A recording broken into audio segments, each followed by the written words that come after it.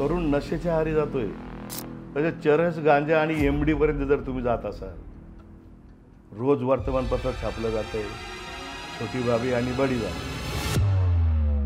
हृदयात राम आणि हाताला काम, याला हिंदुत्व म्हणतात.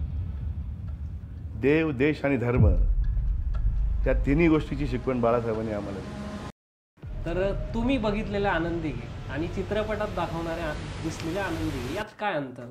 कोणाला तरी मारताय, तलवार घेऊन जाताय वगैरे, या सगळ्या गोष्टी ते बघितले. ती थोडीशी वेदनादायी असं वाटलं मनाला की दिघेसाहेब असं नव्हतीच. सगळ्या तरुणांना एक विचारायचं आहे की तुम्ही एक विचारा या सगळ्या राजकारण्यांना, तुम्ही किती लोकांना नोकऱ्या लावल्या? पंचरवाला ते आमदार, ते याच्यामुळे म्हटलं जातं का? हो, मग नॅचरल आहे ना की चांगल्या चांगल्यांचं पंचर काढलं. नाशिक मध्यच्या विद्यमान आमदार देवयानी फरांदे, चर्चाच नको. एक नेता लोकांसाठी मोठ्या हक्काचा तो ठाव, करे उठा ठेव सारी मनी फक्त सेवा भाव. बघ जिंकलास कैकदा आली कधी दृष्ट हार, तरी राहिला झुंजेत चित्ती वसे एक ठाव. लांबचाच मन पल्ला पानवठा नाही त्यात, तीस भूक विसरुनी गाठला तो एक गाव. जिजे लोक सेवेसाठी राही चंदन होऊन, होई जनाची मावली माया अशी त्याची थोर. नमस्कार मंडळी, मी प्रतीक मेदने आणि विषय संपलाच्या बोल बेधडक सिरीजमध्ये मी आपलं मनपूर्वक स्वागत करतो. महाराष्ट्राचं राजकारण म्हटलं तर नाशिक शहराचा आपल्याला सिंहाचा वाटा बघायला मिळतो. तर आज आपण आमंत्रित करणार आहोत तडफदार व बलाढ्य असं नेतृत्व असणारे नाशिक मध्यचे माजी आमदार श्री वसंत भाऊ निवृत्ती गीते यांना. तर चला स्वागत करूयात नाशिक मध्यचे माजी आमदार वसंत भाऊ यांचं. नमस्कार, माझं नाव प्रतीक मेदने, विषय संपलामध्ये मनपूर्वक स्वागत करतो सर. आपल्या महाराष्ट्रातील वेगवेगळ्या व्ह्युअर्सला सर तुमची प्लीज ओळख करून द्यावी तुम्ही. मी या शहरामध्ये, माझा जन्मच या शहरातला आहे, मुंबई नाक्याचा. ओके. माझ्या अनेक पिढ्या या शहरामध्ये गेलेल्या आहे. माझं राजकारण, माझं खेळण्याचं ठिकाण हे संपूर्ण शहराला माहिती आहे. मी व्यावसायिक राजकारणी नाही. 80% समाजकारण आणि 20% राजकारणातून मी या प्रवाहामध्ये आलो आणि राजकारणामध्ये प्रवाहाच्या विरुद्ध पोहण्याची माझी सवय आहे. सर, जसं तुम्ही म्हटलात की तुमचा जन्म नाशिक, तुमचा कुठलं सर मूळ गाव कुठलं आहे आपलं? मूळ गाव नाशिकच आहे. मूळ गाव नाशिकच आहे. एकंदरीत जन्म आणि शिक्षण वगैरे तुमचं नाशिकमध्येच झालंय सर. जसं तुम्ही म्हणतायत 80% तुम्ही जे आहात राजकारण, तुम्ही म्हणजे एकंदरीत तुमचं पूर्ण आयुष्य जे आहे तुम्ही राजकारणामध्ये घालवलंय. तर याची सर सुरुवात कुठून झाली? अगदी बालपणापासून तुम्हाला वाटलं होतं का की तुम्ही राजकारणात जाणार आहात? हे असं काही विषय नव्हता, परंतु राजकारणाची आवड होती, सामाजिक काम करणं. मुंबई नाक्यावर शेतकरी तरुण मित्रमंडळ होतो वडिलांच्या काळामध्ये. ओके. आमच्या त्याच्यात हा कधीचा काळ असेल सर? हा 45 ते 50 वर्षाचा काळ असेल. इथून मागे 50 वर्ष. 50 वर्ष. त्याच्यानंतर आम्ही मंडळ स्थापन केलं, युवक, जे मुंबई युवक नाक्यावर मित्रमंडळ त्याचं नाव. आणि त्याच्या माध्यमातून आम्ही हे समाजकार्य, म्हणजे मंडळ बनवणे किंवा एक संघटना स्थापन करणे, याचे बाळकडू तुम्हाला वडिलांपासूनच मिळाले असं म्हटलं तर वावग नाही. ते त्याच्यापासूनच मिळाली. परंतु मग खऱ्या अर्थाने राजकारणाची जी सुरुवात आहे ती शिवसेनेच्या शाखेपासून झाली. राईट. आणि शिवसेनेच्या शाखेमधनं जे बालकडू आम्हाला मिळालं बाळासाहेबांकडनं, त्यावेळेस अशा काही फार सुविधा नव्हत्या आणि असं वाटलं नाही की आम्ही नगरसेवक हो, महापौर हो, आमदार हो वगैरे, ह्या सगळ्या काही गोष्टी नव्हत्या. बाळासाहेबांची तुमची अशी भेट कुठे झाली सर? पहिली भेट तुम्ही काही सांगू शकाल? पहिली भेट मातोश्रीवर झाली. मातोश्रीवरती. तशा अनेक वेळा भेटी झाल्या. ओके. बाळासाहेबांच्या गुरुपौर्णिमेला आम्ही बाळासाहेबांची पूजा, आम्ही दिघेसाहेब आणि मी अशी 2-3 वेळा आमची पूजा बाळासाहेबांची झाली. म्हणजे गुरूंना भेटणं, गुरूंची पूजा करणं, गुरुपौर्णिमेला आम्ही त्या ठिकाणी जायचो आणि त्यातून भेट झाली. म्हणजे त्यावेळेस मासाहेब होतं, मीनाताई ठाकरे, आणि त्यांच्या माध्यमातून खूप जवळ साहेबांच्या आम्ही त्या ठिकाणी होतो. कोणाच्या तुम्ही म्हणजे कोणा थ्रू किंवा कोणासोबत गेले होते असं ज्याला आपण म्हणू शकतो, त्यावेळेस तुमचे सहकारी कोण होते? सर्वात प्रथम सहकारी होते, म्हणजे नेते होते भुजबळ, छगनरावजी भुजबळ. हे मुंबईचे महापौर होते. बरोबर. त्याच्यानंतर ते आमदार झाले. मग त्यांचं नाशिकचं येणं जाणं होतं आणि त्या दृष्टिकोनातून त्यांच्या नेतृत्वाखाली आम्ही काम करतो. बरोबर. सर मला तुमच्या राजकारणातली पहिली जीत कुठली होती याबद्दल सांगाल? 92चं नाशिक महानगरपालिकेची पहिली निवड. ओके. त्या ठिकाणी ज्यामध्ये तुम्ही नगरसेवक झाला सगळ्यात जास्ती मतांनी नाशिकमध्ये निवडून आलो. 1992 साली. त्यावेळेस काय पद्धत होती सर मतदानाची? आता जे ईव्हीएम किंवा तेव्हा बॅलेट पेपर होते. बॅलेट पेपर होते त्यावेळेस. अच्छा. बॅलेट पेपरमध्येच माझ्या प्रभाग म्हणजे वार्डामध्ये त्याच वार्ड सिस्टीम. बरोबर बरोबर. म्हणजे आता बहुउद्देशीय जसं 4चा प्रभाग वगैरे तसं नव्हतं. वार्डाचं होतं आणि सर्वात मोठा वार्ड माझा होता त्या ठिकाणी. 23 उमेदवार उभे होते. मी एका वार्डामध्ये. एका वार्डामध्ये. ओके. त्याच्यात काही डॉक्टर्स होते, वकील होते. 23 उमेदवारापैकी 22 उमेदवारांचं डिपॉझिट मी जप्त केलं होतं आणि सगळ्यात जास्ती मतांनी निवडून आलो. सर पुढचा मुद्दा असा की अशी बालपणातली कुठली आठवण जी तुम्हाला वाटते की सर्वांसोबत तुम्ही शेअर करावी? नाही, निश्चितपणे मी आता जेवढे बी राज्यकर्ते आहेत किंवा जे तरुण पिढी राजकारणात येऊ बघते, त्यांना मी एकच सांगेल की तुम्हाला राजकारणात यायचं असेल तर व्यवसाय म्हणून येऊ नका. आता राजकारणाचा व्यवसाय झालेला आहे आणि खूप काही पैसे वगैरे मिळतात, ह्या सगळ्या गोष्टी आहे, ह्या सगळ्या झूट आहे, खोटं आहे. आणि आदर्श कोणाचा घ्यायचा आता राजकारणामध्ये हा फार मोठा विषय. पूर्वी आम्ही सुधीर भाऊ जोशी असोत, बाळासाहेब ठाकरे असोत, आनंद दिघे असोत, अटल बिहारी वाजपेयी असोत, लालकृष्ण अडवाणी, ज्यांच्या रथयात्रेत आम्ही होतो, त्यांना आम्ही जवळून बघितलेलं आहे.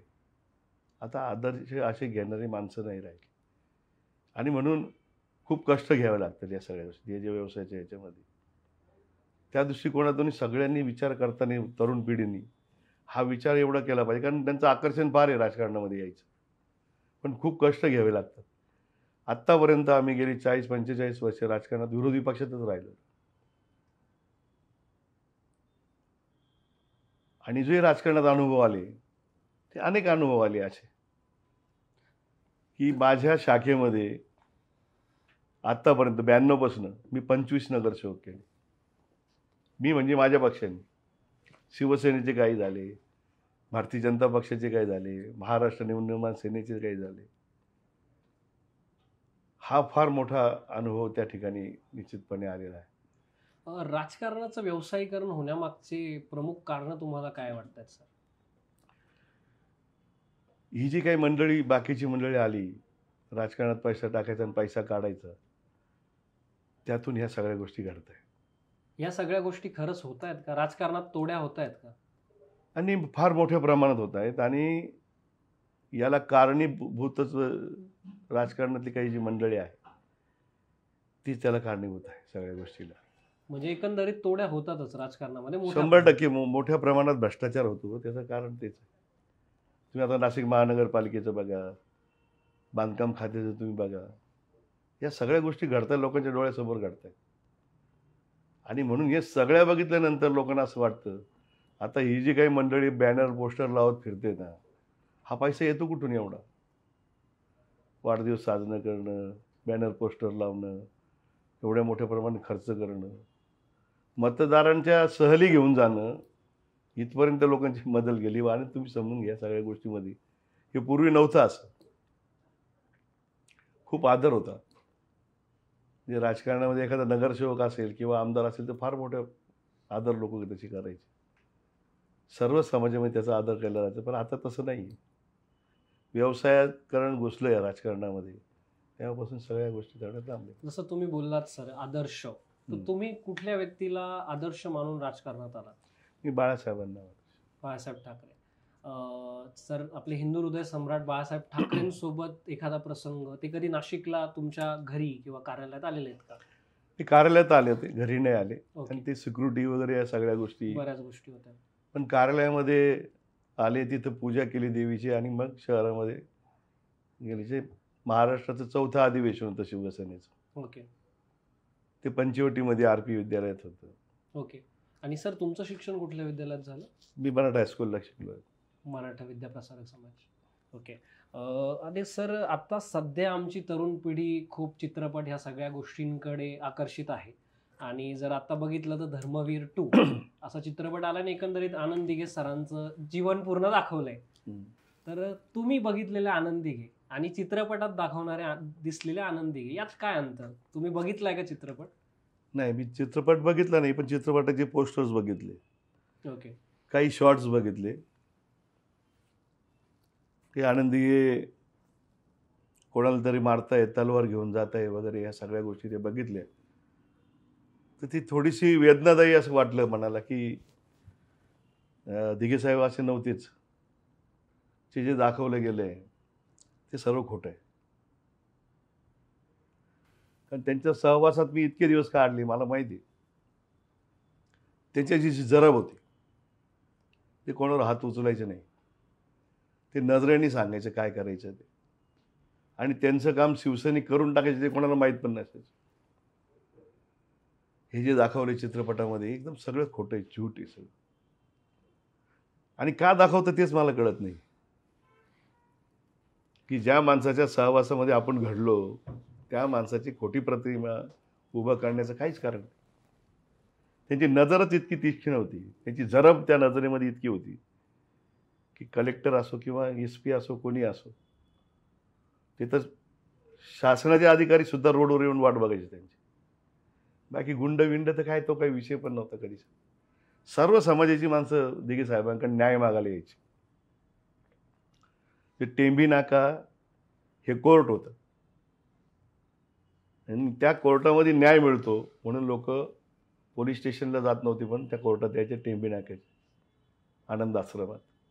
आज सगळा त्याचा व्यवसाय करून ठेवलेला आहे. हा एक तुम्हाला निवडणुकीच्या पार्श्वभूमीवर एक जुमला नाही वाटत का हिंदू वोट्सला अट्रॅक्ट करण्यासाठीचा? त्याच तर गोष्टी चालल्या, ते व्यवसायासाठीच चित्रपट काढले गेले सगळे. सर इथे दिघे साहेब आले होते नाशिकमध्ये कधी? हो, माझ्याकडेच आले, मुंबई नाक्यावरच आले. माझं जे कार्यालय पाडले तिथंच दिघे साहेब आले, आत्ताचे मुख्यमंत्री शिंदे साहेब आले, त्या मुद्द्यावरती बाळासाहेबच आपण आले. 4 दिवस दिघे साहेब नाशिकमध्ये थांबून होते. सगळ्या अधिवेशनाची तयारी आमच्याकडनं त्यांनी करून घेतली. कुठल्या सालातली घटना आहे सर ही? असं वाटतं शिवसेनेची युतीची पहिली सत्ता आली त्या वर्षातलं ती आमचं अधिवेशन आहे. त्या मुद्द्याकडे येतो सर मी. जे तुमचं जे ऑफिस तिथे 38 वर्षापासून मागे तुमचं जे कार्यालय होतं आणि ते कार्यालयही आपण त्याला म्हणणार नाही, ते एक पत्र्याचं शेड आपण म्हणू शकतो. आणि त्याच्यातच तुम्ही सर्वसामान्य जनतेचं किंवा लोकांचं काम केलं त्यातनं. आणि ते पाडलं गेलं, हे सूडबुद्धीने पाडलं गेलं का काय याच्या मागे असेल? आम्हाला सगळ्यांना कुतूहल आहे त्या गोष्टीचं. नाही, मुळामध्ये या नाशिक शहराचे जे आमदार आहेत त्यांना राजकारण किती कळतं हे मला नाही माहिती. निवडणूक संपली की आपण आपल्या कामाला लागतो. तुम्ही आमदार आहात, या शहरात तुम्हाला काम करायचं आहे. राजकारणात सूडबुद्धी नाही चालत. आणि ते सूडबुद्धीतून ते माझं कार्यालय पाडलं गेलं. जिथं मी लोकांना बसून न्याय द्यायचो, दुसरं काय करणार तिथं? तिथं काही MD विकला, चरस विकली, गांजा विकला, असं तर काही नाही. आणि मग एवढ्या सूडबुद्धीतून तुम्ही जे काम करतात त्याच लोकांच्या लक्षात येतं. नाशिकची जनता ह्या सगळ्या गोष्टी बघू नये. ती जागा नगरपालिकेची होती सर का SD महामंडळाची? SD महामंडळाची जागा. मूळ ती जागा आमची पहिले मळा होता आमच्या मामांचा, मोटकरेवाडी हे नाव होतं तिथं. तर तिथं द्राक्षाचे बाग होते, मळे होते. नंतर ती SD महामंडळाने ॲक्वायर केली आणि त्यानंतर तिथं आम्ही ते कार्यालय टाकलेलं होतं. ते अगोदरपासूनच होतं. मग महापालिकेने मोजमाप केलं, यांनी तक्रार केल्यानंतर सगळे नकाशे झाले, सगळं झालं. महापालिकेच्या आयुक्तांनी सांगितलं की ही जागा महापालिकेची नाही आहे, ही जागा SD महामंडळाची आहे. तरी जाणून बुजून राजकीय दबाव टाकून आयुक्तांची बदली करण्याची धमकी देऊन त्या सगळ्या कारवाया केल्या. याच्यामध्ये सरकारची काय भूमिका होती सर, जे आता सरकार त्यांच्या पाठीमागच होतं ना. सरकारनेच जाणून बुजून केलं ना ते. आमदारबाईंचं ऐकून सरकारने त्या गोष्टी केल्या. सर या संदर्भात उद्धव साहेबांसोबत तुमची चर्चा झाली होती का ऑफिस पाडायच्या वेळेस किंवा या? तिथंच मुंबई नाक्यावर बसलेला असतानाच साहेबांचा फोन आला. त्यांनी सगळा आढावा घेतल्यानंतर सगळं टी व्हीवर चालूच होतं संपूर्ण महाराष्ट्रामध्ये. त्यांनी सांगितलं ठीक आहे 2 महिन्यानंतर बघू काय करता येईल. ही सूड बुद्धीची भावना किंवा ह्या सगळ्या गोष्टी कशामुळे झाल्या? याचं कारण लोकसभेच्या निवडणुकीच्या वेळेस जो झालेला वाद, नाशिक मध्येच्या ज्या विद्यमान आमदार आहेत त्यांच्यासोबत तुमचा झालेला वाद, हे याला कारणीभूत ठरू शकतं का? नाही, निश्चितपणे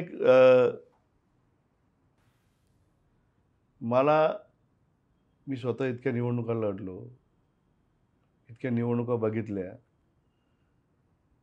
उमेदवार जे लोकसभेचा उमेदवार सुद्धा बूथवर जाताना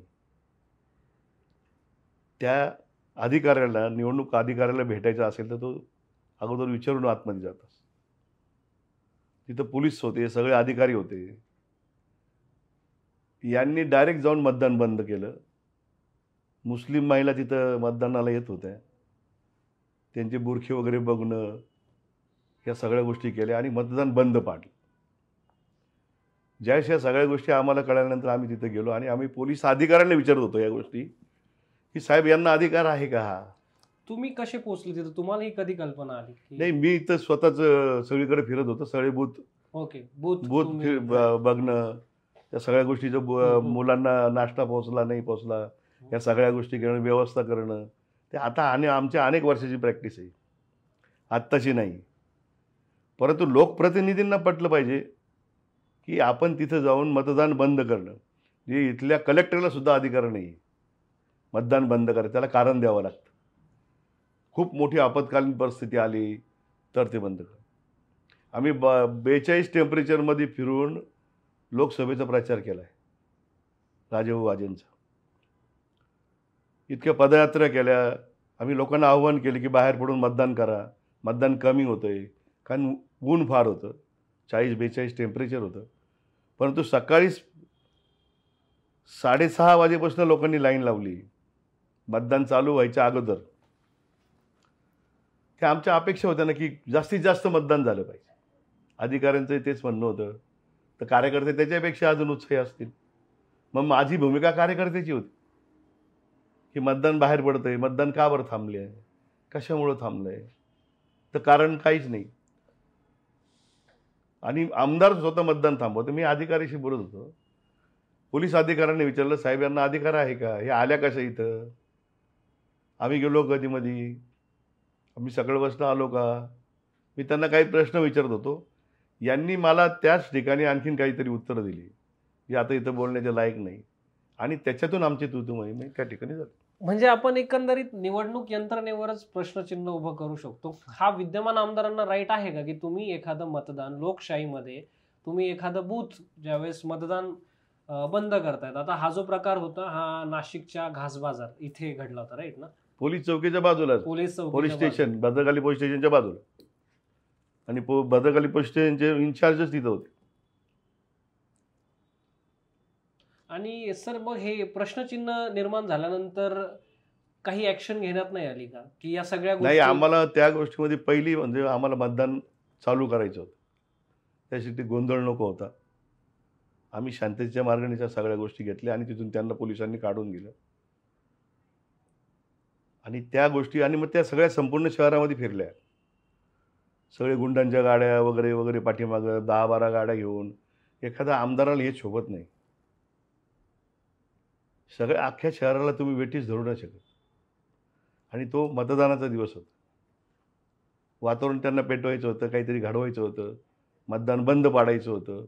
त्यांच्या लक्षात आलं होतं की आपल्या मतदारसंघामध्ये लोक आपल्याबरोबर नाही, हा त्यांचा हेतू होता, आणि तो काही आम्ही साध्य होऊन दिला नाही. एवढ्या सगळ्या गोष्टी झाल्यानंतरही महायुतीला नाशकामध्ये पराभव स्वीकारावा लागला, आणि आपले जे एक सर्वसामान्य माणूस राजाभाऊ वाजे ते आज खासदार म्हणून लोकसभेमध्ये आहेत.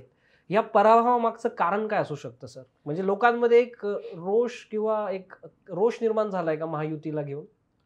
नाही, प्रचंड मोठ्या प्रमाणामध्ये देशामध्ये परिवर्तन होतंय. काही ठिकाणी जर आता लोकसभेचे निकाल आपण बघितले, 8-10 जागा तर त्यांनी अशाच या गोष्टी करून निवडून आणलेल्या आहे. काही ठिकाणी गोंधळ झालेला आहे, काही ठिकाणी डिक्लेअर केलेले आहे.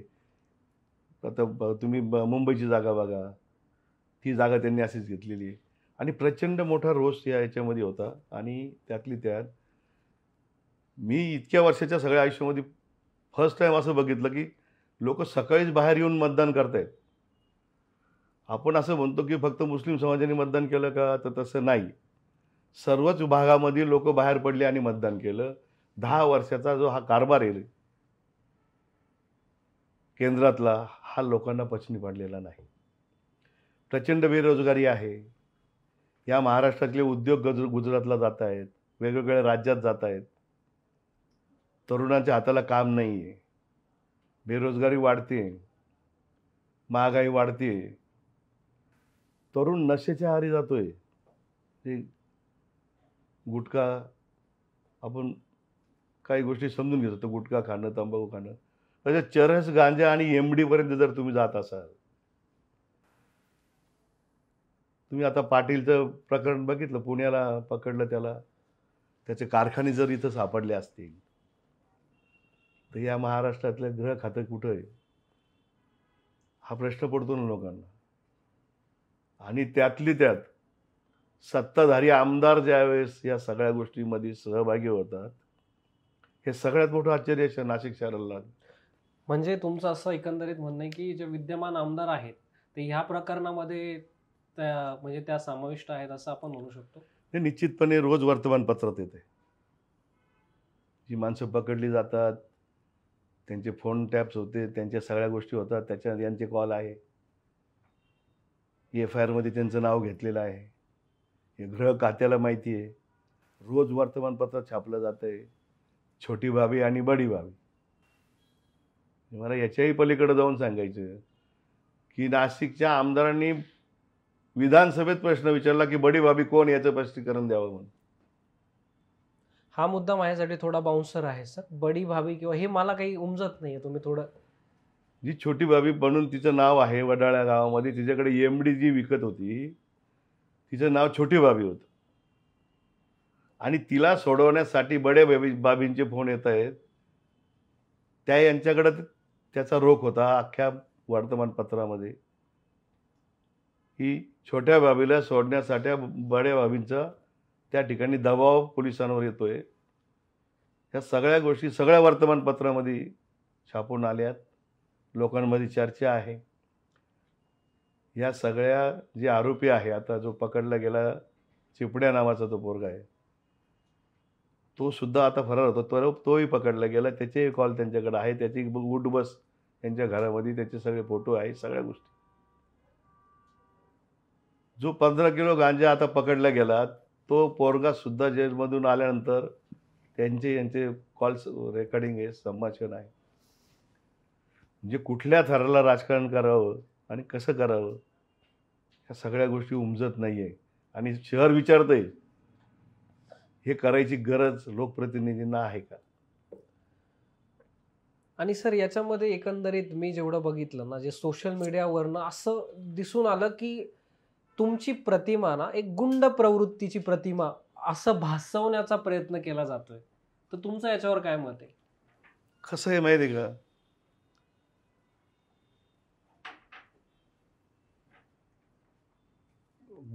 गुंड प्रतिमा जर असेल तर कुठली केस नाही,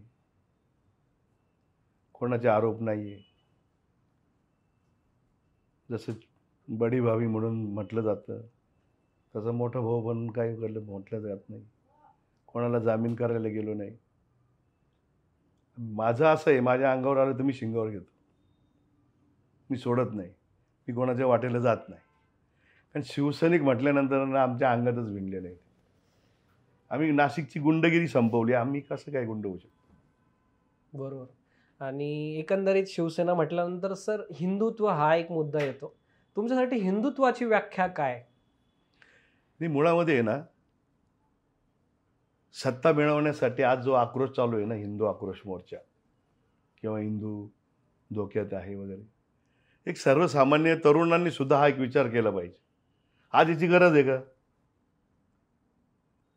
तुम्ही सत्तेत आहे, तुम्ही केंद्रात सत्तेत, तुम्ही राज्यात सत्तेत, तुम्ही महापालिकेत सत्तेत, आणि तुम्ही हिंदू आक्रोश मोर्चा काढता कशासाठी? हिंदू एवढे, मुस्लिम एवढे, सत्ता सगळे तुमच्याकडं, ईडी, सीडी, सीबीआय वगैरे सगळं तुमच्याकडं, आणि हिंदू आक्रोश मोर्चा काढतो कोण? आमदार काढतात. म्हणजे शहर शांत ठेवायचं आहे का शहर पेटवायचं? राज्य पेटवायचं आहे का शांत ठेवायचं? म्हणजे तुम्ही रोजगार देऊ शकत नाही, तुम्ही महागाई कमी करू शकत नाही, तुम्हाला उद्योग त्या ठिकाणी पळवायचे आहे, आणि मग ते सगळं लक्ष कुठंतरी विचलित करायचं जनतेचं, आणि ते हिंदू आक्रोश मोर्चा, हिंदूंची व्याख्या काय विचारायचं. हृदयात राम आणि हाताला काम, याला हिंदुत्व म्हणतात. अरे वा सर. देव, देश आणि धर्म या तिन्ही गोष्टीची शिकवण बाळासाहेबांनी आम्हाला दिली. शिवसेना म्हणजे बाळासाहेब ठाकरे एवढा जहाल हिंदुत्ववादी माणूस कोणीच नव्हता. त्यांनी आम्हाला शिकवलंय. त्यांनी आमच्या याच्यामध्ये जे सगळं जे भरलंय ठाचून, ते हिंदुत्व त्यांनी दिलेलं आहे. हे जगात कोणीच असं म्हणत नव्हतं की मी जबाबदारी घेतो, त्यांनी जबाबदारी घेतली. ते असे घरात बसलेले ते बोंब मारत. आता तुम्ही लोकांवर रस्त्यावर उतरून तुम्ही सांगतात हिंदुत्व वगैरे या सगळ्या गोष्टी. हे मालेगाव सारख्या शहरामध्ये तरुणांना माहीत नसेल अगं की एखाद्या पानपट्टीवर सुपारीचं खांड कोणी मागायला गेलं आणि ते दिलं नाही तरी दंगल व्हायची. सुपारीच्या खांडावून दंगल झाली, किंवा पानपट्टीवर उधारी मागितलं किंवा ह्या मागितलं त्याच्यावर दंगल झाली.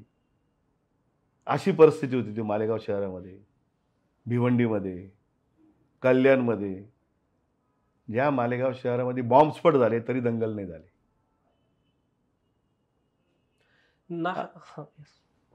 म्हणजे तुम्ही समजून घ्या, यांना दंगली घडवायची आहे. हिंदुत्व म्हणून सगळे तरुणांचे सगळे हे विचार त्यांना ते द्यायचे. पण तुम्ही त्यांच्या हाताला काम द्या ना, त्यांना नोकऱ्या द्या ना. अख्खं कुटुंब उद्ध्वस्त होतं. एखादा मुलगा जर या नशेच्या आहारी गेला ना, कुटुंब उद्ध्वस्त होतंय. एमडी सारखा प्रकार, गांजासारखा प्रकार, चरस, ह्या सगळ्या गोष्टी. महिला सुद्धा याच्यात सगळ्यात मोठा सहभाग आहे कॉलेजच्या मुलींचा. आणि म्हणून हिंदुत्व म्हणून नाही चालत. त्यांना आपलंसं केलं पाहिजे. मुस्लिम बांधव वाईट आहे का? सगळेच वाईट असतं का? हा, जे वाईट आहे त्यांना वळा घाला, आमचं काही म्हणणं नाही. जे देशद्रोही आहे ते नाहीच, त्यांना कोणाचाच थारा नको. परंतु वर्षानुवर्षे ते आपल्या इथं राहतात, बांधाला बांध आहे, इतक्या वर्ष राहतात. तुम्ही त्यांच्यात मतपरिवर्तन केलं पाहिजे, सगळ्या गोष्टी केल्या पाहिजे. आणि म्हणून फक्त हिंदुत्व म्हणून नाही होणार. तुम्हाला सत्ता पाहिजे असेल, तुम्हाला सगळ्या गोष्टी पाहिजे असेल या साहित्यात, त्यासाठी तुमचं हिंदुत्वाचं हे सगळ्या गोष्टी चालू. आमचं हिंदुत्व वेगळं. आम्ही घरात बसून हिंदुत्वाचं नाही करत, आम्ही रस्त्यावर उतरतो. पुरी शिवसैनिकच होता ज्याच्याकडे न्याय मिळायचा. एक आदेश निघाला तरी अख्खा महाराष्ट्रामध्ये एका बाळासाहेबांच्या हाकेवर बंद व्हायचं. तसं आता नाही राहील. हे खोटे बुरखे पांघरून हिंदुत्वाचे हे जे चाललंय, हे ढोंग आणि धतोरे सगळे, बाकी काही नाही. हिंदू हृदय सम्राट बाळासाहेब ठाकरे नेहमीच प्रेरणादायी आहेत आणि प्रेरणा देतात आजच्या तरुण पिढीला म्हणा किंवा सगळ्यांनाच प्रेरणा देतात. तुम्ही जो मुद्दा काढला दंगलीचा, काही महिन्यापूर्वी नाशिकमध्येच हिंदू मुस्लिम यांच्यामध्ये राईट्स दंगल घडण्यात आली. या गोष्टी प्री प्लॅन होतात असं काही जण म्हणतात. काही जण म्हणतात की या गोष्टी कोणीतरी मुद्दामून घडवून आणतंय. तुमचं काय मत आहे भाऊ याच्यावर? नाही, निश्चितपणे प्लॅनिंग करून केलं गेलं. दंगल घडत नाही, हिंदू मुस्लिम होत नाही, आणि सगळे हिंदू आमच्याबरोबर येत नाही. आणि म्हणून लोकसभेच्या निवडणुकीपासून हे सगळे चलविचल झालेले. बांगलादेशामध्ये हिंदूंवर अत्याचार झाले आणि तुम्ही इथं निषेध करताय. काय कारण? हे सगळे तरुण मंडळी तुम्ही गोळा करून मोटरसायकलवर बाईक रॅली काढून हे केलं. एका बाजूला शांततेचं आव्हान बाकीची मंडळी करते आणि तुम्ही तरुणांना प्रोत्साहन देतायत. प्लॅनिंगनी केलेले दंगल आहे. प्लॅनिंग करून ही पोलिसांना माहिती आहे, हे गृह खात्यांना माहिती आहे, पण सत्तेचा दुरुपयोग किती करायचा हे त्याच्यातून निष्पन्न झालं. साध्य काय झालं? काही साध्य झालं नाही. बांगलादेशीच्या लोकांनी तुमचा आभार मानले नाही, बाकीच्यांनी तुम्हाला हे केलं. शहराची शांतता तुम्ही भंग केली. नुकसान झालं सगळीकडं. एकंदरीत नाशिक हे सांस्कृतिक शहर, जिथे श्रीराम म्हणा किंवा अगदी सांस्कृतिक असा वारसा लाभलेला आहे. त्या गोष्टींमध्ये जर तुम्ही बघितलं, नाशिक ड्रग्जमध्ये पकडलं जात आहे, नाशिकमध्ये दंगली होत आहेत, नाशिकमध्ये गुन्हेगारीचं प्रमाण वाढतं आहे, या बऱ्याच गोष्टी आता आपल्याला प्रकर्षाने काही वर्षांमध्ये जाणवल्या. तर ह्यावरती सरकार किंवा गृह खातं किंवा जे आपण म्हणतो की जे लोक पदावरती आहेत, मग आपण त्यांना आमदार किंवा खासदार यांना न म्हणता आपण जी लोक सरकारी पदावरती कार्य करतायत ती लोकांकडनं काही ऍक्शन होत नाही का सर? सर्व रेकॉर्डिंग पोलिसांकडे आहे, सगळे रेकॉर्ड. कोयता गँग, आता या ठिकाणी इतके रिव्हॉल्वर पकडले जातात. नवीनच फॅड आलं कोयता गँग. सातपूरला ते, नाशिक रोडला ते, पंचवटीमध्ये ते. मला असं वाटतं उत्तर महाराष्ट्रात सगळ्यात जास्त मर्डर किंवा खून ज्या पंचवटीचं नाव अख्ख्या जगात आहे त्या ठिकाणी झालेली. काय करतं कायदा आणि सुव्यवस्था? तुम्ही रेकॉर्ड काढून बघा. सगळे तरुण मुलं एमडी, चरस, गांजा प्यायचा आणि कोयत्याने माणसं तोडायची. आणि त्या सगळ्या गोष्टीला जामीन करण्यापासून, पोलिसांवर दबाव टाकण्यापासून हे सगळे आमदार वगैरे सगळे मंडळी करतात. गृह खातं उघड्या डोळ्यांनी या सगळ्या गोष्टी बघतात. सर, आपण ह्या सगळ्या गोष्टी ज्या आहेत याचा नक्कीच निषेध झाला पाहिजे. आपण पुढच्या मुद्द्यावर बोलूयात की सर, तुम्ही बोललात की खूप बेरोजगारीचं प्रमाण वाढतंय आणि जे MD किंवा ह्या सगळ्या व्यसनाधीन होण्यामागचं कारण आहे नैराश्य. आजच्या तरुण पिढी नैराश्याकडे जाण्याचं प्रमुख उदाहरण पण आहे बेरोजगारी. आता सर, बरेच असे मंडळी आहेत की जे बॅचलर आहेत, MTech झालेले आहेत, MBA झालेले आहेत, मात्र बऱ्याच लोकांना हवा तसा जॉब भेटत नाहीये. जर तुम्ही बघणार, आपले नाशिकचे मुलं पुण्यात जॉबला जातात, नाहीतर बँगलोरला जॉबला जातात, कुठेतरी बाहेर आपली मुलं जॉब शोधतायत.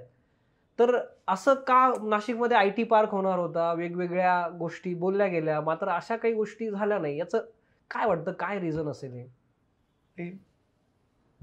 या सगळ्या गोष्टीला सत्ताधारी मंडळी जबाबदार आहे.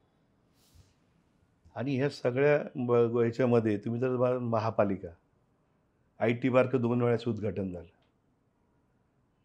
मेट्रो रेलचं घोषणा केली गेली, पण होत काहीच नाही ना. गेली 5 वर्ष झाले, 10 वर्ष झाले. हे 2 वेळा उद्घाटन कुठे झालं होतं सर? पंचवटीमध्ये. दोघंही वेळेस तिथेच झाले. आणि बऱ्याच वेळा न्यूज येतात की इकडे IT पार्क होणार आहे, तिकडे होणार आहे. आता काहीतरी म्हणतात ते आंबडला होणार आहे. म्हणजे आता निवडणूक जवळ आली, काही यांची उद्घाटन सुरू होत काहीच नाही. आणि मग लोक मग तरुण मंडळी पुण्याला जातील, बँगलोरला जातील, त्यांना रोजगार हवा आहे, मग ते आपलं शहर सोडून जाणारच ना. म्हणजे खूप सर ह्या गोष्टी खूप वाईट वाटतात जेव्हा आपली मुलं वेगवेगळ्या शहरामध्ये, कारण आम्ही 15-20 म्हणजे तुम्ही जर पकडणार तर 15 वर्षापूर्वी आम्ही विचार करायचो की नाशिक खूप प्रमाणात डेव्हलप होईल, कारण सॉरी त्यावेळेस IT पार्क किंवा आपण ज्याला म्हणतो जी ट्रेन येणार होती, जिला आपण म्हणतो, कुठली ट्रेन होती ती? Metro train. Metro train, sorry, जी मेट्रो ट्रेन येणार होती. आता तर असं वाटतंय की डायरेक्ट मेट्रो न येता बुलेट ट्रेनच येते काय नाशिकमध्ये. ही सगळी फसवेगिरी आहे आणि राजकीय मानसिकता नाही या सगळ्या गोष्टीचं करायची. मी तुम्हाला एक प्रामाणिकपणे सांगतो, गडकरी सारखा माणूस, गडकरी साहेब, त्या माणसाचं इतकं चांगलं प्रेम, ह्या महाराष्ट्रावर इतकं प्रेम आहे पण यांची मानसिकता नाही ना त्यांच्या सत्ताधाऱ्यांची, की आपण जावं, त्यांच्याकडे काही प्रोजेक्ट सादर करावे, त्यांना काही सांगावं. सर एकंदरीत आपण सगळं काही जे आहेत आता सत्ताधारी आमदार म्हणा किंवा सत्ताधारी जे सरकार आहे त्याच्यावरतीच आपण एकंदरीत बोट उठवलं आहे. तर म्हणजे आपण प्रश्नचिन्ह उपस्थित केलंय विकासाच्या बाबतीत म्हणा किंवा सगळ्याच गोष्टींच्या बाबतीत. ज्यावेळेस तुम्ही महापौर होतात नाशिकमध्ये किंवा जेव्हा तुम्ही आमदार होतात तर तुम्ही कुठली कुठली विकास कामं नाशिकमध्ये केली होती?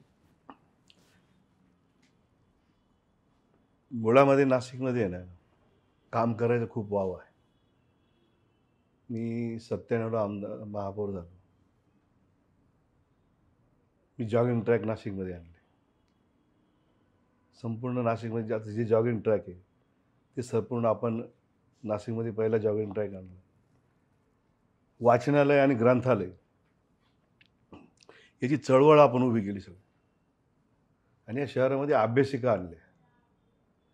मुलांना बाहेर छोटी छोटी घरं असल्या कारणाने बाहेर अभ्यासासाठी त्यांना वाव मिळावा म्हणून. आणि आता संपूर्ण शहरामध्ये अभ्यासिका,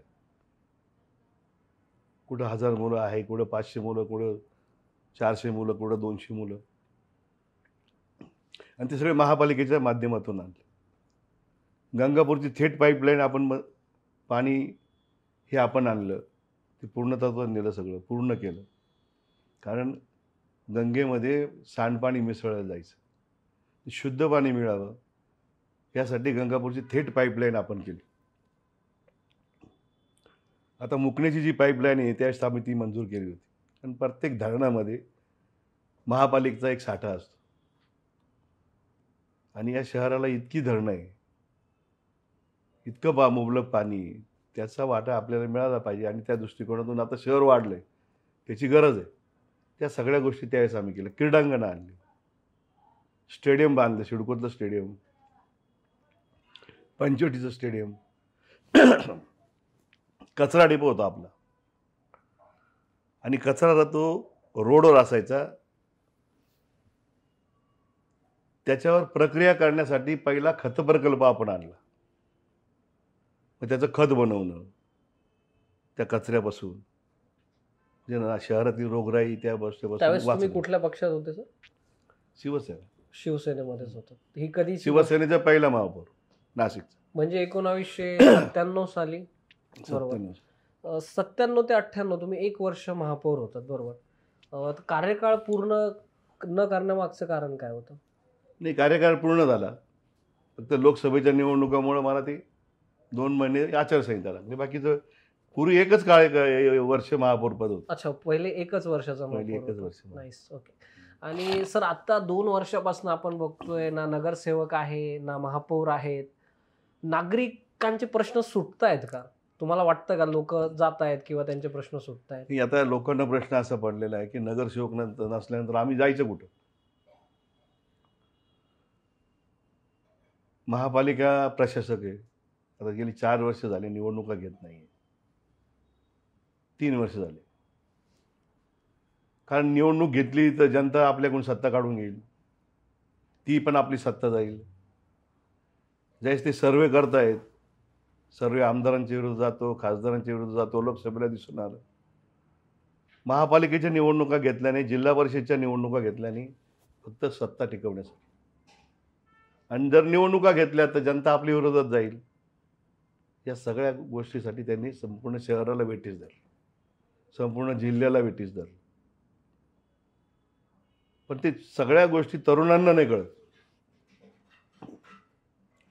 कारण नगरसेवक हा एक दुवा असतो त्या वार्डातला. लोक त्याचे संपर्क साधू शकतात, हक्काने सांगू शकतात, काम करून घेऊ शकतात. सकाळी उठल्यापासनं ड्रेनेज आहे, बाकीच्या सगळ्या गोष्टी, आरोग्याच्या गोष्टी असतील, घंटागाडीचे प्रश्न असतील, ज्या आपल्या घरातल्या समस्यासुद्धा आपण नगरसेवकाला सांगू शकतो की माझ्या कॉलनीमध्ये ही तकलीफ आहे, माझ्या कॉलनीमध्ये ड्रेनेजचा प्रॉब्लेम आहे, पाण्याचा प्रॉब्लेम आहे. आणि रोजच्या लोकांच्या निगडीत गोष्टी असतात. म्हणून नगरसेवकच्या निवडणूक जर घेतली असती तर यांची सत्ता गेली असती. आणि त्या दृष्टिकोनातून निवडणुका घेतल्या नाही. आता ज्या ज्या निवडणुका घेतील त्या त्यांना पुढे त्याचे प्रत्यय येतील. ती लोकसभेत आलीच. बरोबर. मग नागरिकांचे प्रश्न सुटतायत का प्रश्न सुटत नाहीये? नाही, प्रश्न कसे सुटतील? आयुक्त हा परसेवेतून आलेला असतो, त्याला या शहराची काही माहिती नसते. बाहेरून परसेवेतले जे अधिकारी असतात त्यांना या शहराचं काहीच माहीत नाही. रहिवारकरांच्या कुठे आहे, पंचवटी कुठे आहे, जे स्थानिक अधिकारी असतात ती आता या शहरात कमी झाली आहेत. या शहरामध्ये नाशिक महानगरपालिकेमध्ये आता कमीत कमी 4,000 लोकांची भरतीची गरज आहे. 4,000 लोकांना नोकरी लागू शकते. 4 ते 5,000. नगरपालिकेमध्ये म्हणतायत तुम्ही? महापालिकेत, नाशिकच्या. नाशिक महापालिकेत. हा. Okay, right. मग त्यांनी सगळी मंडळी गावी कॉन्ट्रॅक्टवर चालवलं. आता तर डॉक्टरसुद्धा कॉन्ट्रॅक्टवर भरत आहेत. आज अशी परिस्थिती आहे की कॉन्ट्रॅक्टवर नगरसेवक नाही घेऊ असं झालेलं आहे. एवढी बिकट परिस्थिती या नाशिक महानगरपालिकेची आहे आणि लोक त्या सगळ्या गोष्टीला वैतागलेली आहे. भरती न करण्यामागचं कारण काय असू शकतं सर? नाही, भरती न करण्याचं नाही. निवडणूक एकदा झाली की तो महासभेला अधिकार असतो. म्हणजे महासभेचा जो अधिकार आहे हा स्वतंत्र अधिकार आहे. शासनाकडं महासभेचा ठराव करून पाठवून आम्हाला किती माणसं पाहिजे, आरोग्यासाठी किती पाहिजे, बांधकामसाठी किती पाहिजे, ऑफिसर्स किती पाहिजे, या सगळ्या सेवा नियमातून आपण ती भरती करीत असतो आणि त्याची शासनाची मान्यता असते. पण इथं महापालिकाच अस्तित्वात नाही आहे. प्रशासकीय राजवट आहे. कोणावर पासपोस नाही आहे. त्यामुळं ते रोजगारी आता कॉन्ट्रॅक्ट पद्धतीवर डॉक्टर घ्यायला लागले. महासभा स्थापन नाहीये त्यामुळे या सगळ्या गोष्टी. हे सगळं कोण विचारणार? त्याला जॉबच कोणी विचारत नाही. बरोबर. जसं तुम्ही आरोग्य यंत्रणेबद्दल बोलले, आरोग्य विभागात किंवा बांधकाम विभागात भरतो, तर आरोग्य विभागामध्ये आपल्याला कोविड काळामध्ये फारच गोष्टी गंभीर होत्या. त्या काळामध्ये सगळ्यांनीच काम केलं. तर कोविड काळामध्ये तुमचं काही कार्य सांगू शकाल सगळ्यांना? कोविड काळातही तुम्हाला फोन येत असतील, कारण तुम्ही 5 वर्ष नाशिक मध्येचे माजी आमदार होतात, तुम्ही आमदार होतात. तुम्हालाही फोन येत असतील बेडसाठी म्हणा किंवा बाकी गोष्टींसाठी. त्या गोष्टीला कसं टॅकल केलं? कोविडचा जो काळ आहे त्याची आठवण जरी आली ना तरी अंगावर शहर यायला. माझ्या घरातली 4-5 माणसं गेली. कोविड काळ इतका वाईट होता आणि मी जिथं राहतो मुंबई नाक्यावर तिथं चारही बाजूने हॉस्पिटल. कोकण तिथं आहे, सह्याद्री तिथं आहे, सगळ्यात मोठे हॉस्पिटल आहे. म्हणजे जळगावहून सुद्धा पेशंट इथं येतात, धुळ्याहून पेशंट इथे येतात. आता मुंबईपेक्षा नाशिकमध्ये जास्त पेशंट इकडे येतात. तिथं रेमडेसिवीर देणं, कॉट मिळून देणं, या सगळ्या गोष्टी आम्ही सगळे व्यस्त होते तिथे. आणि त्याही पलीकडे जाऊन या लॉकडाऊनमध्ये मी 13,000 घरापर्यंत धान्य पोहोचवलं. किती? 13,000 घरांमध्ये. 13,000 घरांमध्ये माझ्याकडे नोंद आहे त्याची. धान्य पहिले पोहोचवलं 9 किलो, 10 किलो, 11 किलो. ते सगळे घर किराणा पद्धतीने. ज्यांच्याकडे पेन्शन होती त्यांना पेन्शन घ्यायला बाहेर पडता येत नव्हतं. वय झालेलं होतं, मुलं परदेशात होती, त्यांना हे सगळं देणार कोण? आणि खूप लोकांनी आम्हाला मदत केली. आम्ही फक्त धान्य घेतलं, पॅक केलं आणि लोकांपर्यंत पोहोचवलं. पोलीस खात्याने मदत केली. जे पोलीसच याद्या द्यायचे की या ठिकाणी तुम्ही 50 लोकांचं पोहोचवा, 100 लोकांचं पोहोचवा. व्यवसाय करणाऱ्या महिलांना पोहोचवलं, विधवा महिला होत्या त्यांना पोहोचवलं, अपंग होते त्यांना पोहोचवलं. न्हावी समाजाची जेवढी दुकानं होती ती बंदच होती, पण त्यांच्याकडे काम करणारी मंडळी होती. त्यांना 1100 मुलांना मी किराणा सगळ्यांचा भरून दिला. 1100. आपण म्हणतो उच्च भरू वस्तीमध्ये सगळ्यात प्रॉब्लेम तिथे मोठा. 250 ते 300 घरामध्ये मी किराणा भरून दिला 2 महिन्याचा. पैसे आहे घरात, पण जाणार कोण घ्यायला? दुकानं बंद, सगळ्या गोष्टी बंद, वयस्कर मंडळी. पेन्शन आले का किराणा भरणार. ज्यावेळेस आम्ही या सगळ्या चौकशा केल्यानंतर जी जाणीव झाली की खरंच आपली गरज आहे आज, सगळ्यांना किराणा भरून दिला. आम्ही त्यांना सांगितलं बाहेर पडायचं नाही. औषधं काय लागली पोहोचवलं. सोनार बाजारापासून म्हणजे सगळ्या शहरात पोहोचवलं. ज्यांनी ज्यांनी फोन केले त्यांनी पोहोचवलं. सोनार समाजाचे जी काही मंडळी होती त्यांच्याकडे कारागीर हातावरचे होते. यांचे शोरूम आहे, यांचं चालू शकतं, यांच्याकडे पैसा आहे, सगळ्या गोष्टी. पण त्यांचं काय, महिना झाला, 15 दिवस झाले, 20 दिवस झाले, त्यांच्या घरात सुद्धा पोहोचवलं. आणि सिडकोपासून सातपूरपासून संपूर्ण नाशिकपर्यंत ज्यांना ज्यांना गरज होती सगळ्यांना धान्य पोहोचवलं. मी ज्या ठिकाणी राहतो त्या कॉलनीतल्या सगळ्या महिला सकाळीच यायच्या आमच्या तिथं घरी. आम्ही सगळे मुलं, माझे सगळे सहकारी ते पॅकिंग करायचो. 2-3 गाड्या आम्ही लावलेल्या होत्या आणि त्या गाड्यांमध्ये ते ज्या ज्या ठिकाणी गरज आहे तिथं ते भरून तिथं पोहोचवायचे. पोलीस बरोबर असायचे. पण आम्ही एक केलं, आम्ही कोणाचे फोटो काढले नाही. पण तो काळ राजकारण करायचं नव्हतं. म्हणजे आजही लोक त्या गोष्टी जाणीव आहे. आदिवासी पाड्यावर तिथले पोहोचवले. जी हातावरची धुणे भांडी करणारी महिला कशी जाईल, ती कुठं जाईल? 8 दिवस काढील, 15 दिवस काढील. ह्या सगळ्या गोष्टी करत असताना तुम्ही कुठल्याच पदावर नव्हतात सर? नाही, पदाची काही गरज नसते मला. पद हा माझा काही विषय नाही. माझ्या घरी आज मी गर्दी असते. बाळासाहेबांनी सांगितलेलं आहे, ज्याच्या घराच्या बाहेर चपला जास्ती तीच त्याची लक्ष्मी. आणि चप्पल काढून लोक मध्ये येतात. आणि माझं आज बी ते, मी सहकारी आणि समस्या घेऊन आलेले त्यांच्या गर्दीतच असतो. मी कुठेही बसलो, मुंबई नाक्यावर बसलो तरी तुम्हाला गर्दी दिसेल. मी बँकेत आलो तरी तुम्हाला गर्दी दिसेल. मी 35 वर्षी बँकेत निवडून येतो. सर्वात जास्ती मला तर सगळ्या तरुणांना एक विचारायचं आहे की तुम्ही एक विचारा या सगळ्या राजकारण्यांना, तुम्ही किती लोकांना नोकऱ्या लावल्या. माझी तेवढी विनंती आहे सगळ्या तरुणांना. एकदा तरी विचारा. भुजबळांना विचारा, आमदारांना विचारा, जे पालकमंत्री होऊन गेले त्यांना विचारा. तुम्ही एकदा त्यांना विचारा की का तुमच्या आयुष्यामध्ये तुम्ही इतके वर्ष काम केले, किती लोकांना नोकऱ्या लावल्या, किती लोकांचे घरं तुम्ही हे केले. मी ह्या बँकेमध्ये 200 ते 250 लोक मी माझ्यासोबत इथे लावले. मी महापालिकेमध्ये सगळ्यात जास्ती नोकर भरती की मी केली माझ्या काळामध्ये. मी आजही कंपनीमध्ये माझी माणसं जातात. ज्या ठिकाणी शहरामध्ये जेवढे कॉल सेंटर आहे तिथं मी माणसं पाठवत असतो. मी महिंद्रा असो, महिंद्राच्या उपशाखा असो, सर्व ठिकाणी माणसं कामाला होते. रोज माझ्याकडे कामं घेऊनच माणसं येतात. जी माणसं कामं घेऊन येतात त्याच्यामध्ये नोकरी मागायला 50% राहतात. आणि माझा तो एक छंद होऊन गेला की कुठेही नोकरी भरती असली की मी पहिले सांगतो की माझी मुलं आहे, किती पाहिजे, काय पाहिजे.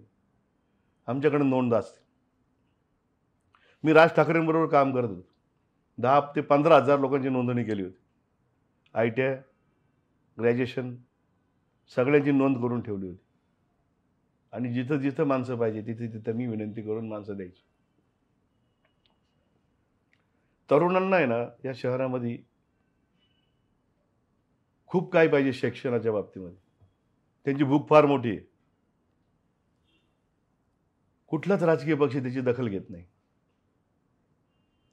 तुम्ही बघा नाशिक शहरामध्ये पोलीस भरती जर असेल तर मुलं उघड्यावर असतात. आता इतक्या पद्धतीने मोठे क्लास चालू आहेत. 40,000 50,000 फी घेतात. मी पूर्वी पूर्णपणे म्हणजे राजसाहेबांच्या बरोबर काम करताना पोलीस भरतीचं प्रशिक्षण घेतलं 3 महिने. UPSC MPSCचं प्रशिक्षण आम्ही केलं. व्याख्यानं घेतली. एक मुंबईत का नाशिकमध्ये? नाशिकमध्ये. नाशिकमध्ये. ओके. आणि माझी सगळी सहकारी एकटा वसन किती नाही काय करू शकत. हे टीमवर्क आहे.